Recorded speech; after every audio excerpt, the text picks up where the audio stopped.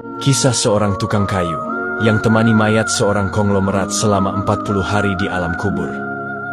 Di sebuah negeri, hiduplah seorang konglomerat yang kaya raya. Namun, ia sering resah memikirkan kematian. Menjelang ajalnya, ia menulis sebuah wasiat yang sangat aneh. Dalam surat wasiat tersebut ia menuliskan, "Barang siapa yang sanggup menemaniku di dalam kubur selama 40 hari setelah aku meninggal nanti, maka separuh dari harta peninggalanku nanti akan aku berikan kepada orang tersebut." Ia pun menawarkan hal ini terlebih dahulu kepada anak-anaknya. Namun, mereka menjawab, "Tidak mungkin, Ayah. Saat engkau mati, engkau hanyalah jasad tak bernyawa. Kami tidak sanggup menemanimu di kubur." Begitu pula saat ia bertanya kepada adik-adiknya, semua menolak dengan alasan yang sama. Akhirnya, melalui ajudannya, ia mengumumkan wasiat itu ke seluruh negeri. Namun tak ada seorang pun yang berani. Sampai akhirnya, berita itu sampai ke telinga seorang tukang kayu miskin. Meski hanya memiliki sebuah kapak sebagai harta satu-satunya, tukang kayu itu datang menemui keluarga si konglomerat. Dengan penuh keyakinan ia pun berkata, "Aku bersedia untuk menemani dirinya selama 40 hari di alam kubur." Akhirnya hari yang ditunggu-tunggu pun tiba, pemakaman pun segera dimulai. Jenazah konglomerat dimakamkan dengan kemegahan. Sesuai wasiat, si tukang kayu ikut turun ke dalam kubur bersama jasad tersebut, membawa kapaknya. Setelah semua orang pergi, kubur pun ditutup rapat. Tak lama kemudian, datanglah malaikat Mungkar dan Nakir. Tukang kayu itu ketakutan. Ia mengira kedua malaikat itu akan menginterogasi si konglomerat. Namun ternyata, keduanya justru mendekatinya dan bertanya, "Apa yang kau lakukan di sini?" Si tukang kayu itu menjawab, "Aku menemani mayat ini selama 40 hari untuk mendapatkan setengah hartanya." Lalu kedua malaikat Mungkar dan Nakir kembali bertanya, "Apa saja harta yang engkau punya selama ini?" Si tukang kayu menjawab, "Harta yang aku miliki sekarang ini hanyalah sebuah kapak sebagai alat mencari rezeki untuk menafkahi keluargaku." Sejak saat itu, hari demi hari, malaikat Mungkar Nakir datang kepadanya. Kedua malaikat itu pun selalu menanyakan tentang sebuah kapak milik si tukang kayu.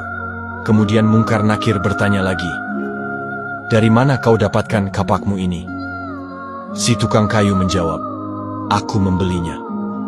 Besok di hari kedua, kedua malaikat itu kembali datang dan bertanya, "Apa saja yang engkau lakukan dengan kapakmu ini?"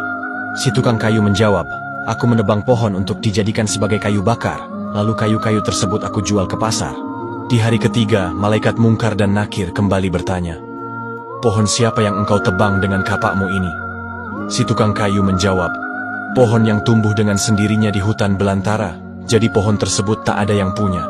Malaikat kembali bertanya, "Apa engkau yakin jika pohon itu tidak ada pemiliknya?" Di hari keempat, malaikat Mungkar dan Nakir kembali mendatangi si tukang kayu tersebut dan bertanya, "Adakah engkau memotong pohon-pohon tersebut dengan kapak ini sesuai ukuran dan beratnya yang sama untuk dijual?" Si tukang kayu menjawab, "Aku potong dikira-kira saja, mana mungkin ukurannya bisa sama rata." Hari berganti hari, pertanyaan itu terus berulang, hingga hari ke-39, yang ditanyakan tetap soal kapak kecil yang menjadi satu-satunya hartanya. Pada hari ke-40, Mungkar Nakir kembali datang. Sebelum mereka sempat bertanya, tukang kayu itu langsung melompat keluar dari liang kubur, membuka pintunya, dan berlari keluar sambil berteriak, "Aku tidak mau separuh harta itu. Ambillah semua untuk kalian. Aku hanya ingin pulang." Sesampainya di rumah, ia menangis dan berkata kepada istrinya, "Wahai istriku, aku sudah tidak ingin harta warisan itu. Satu-satunya hartaku hanyalah kapak kecil ini. Tapi selama 40 hari para malaikat tak henti-hentinya menanyai aku tentangnya. Bagaimana jika hartaku sebanyak konglomerat itu?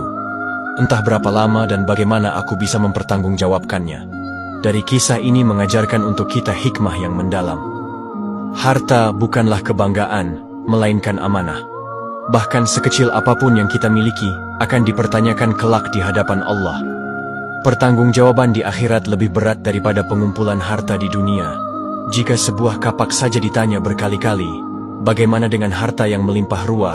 Lebih baik memiliki sedikit harta yang halal, jujur, dan berkah, daripada kekayaan melimpah yang sulit dipertanggungjawabkan.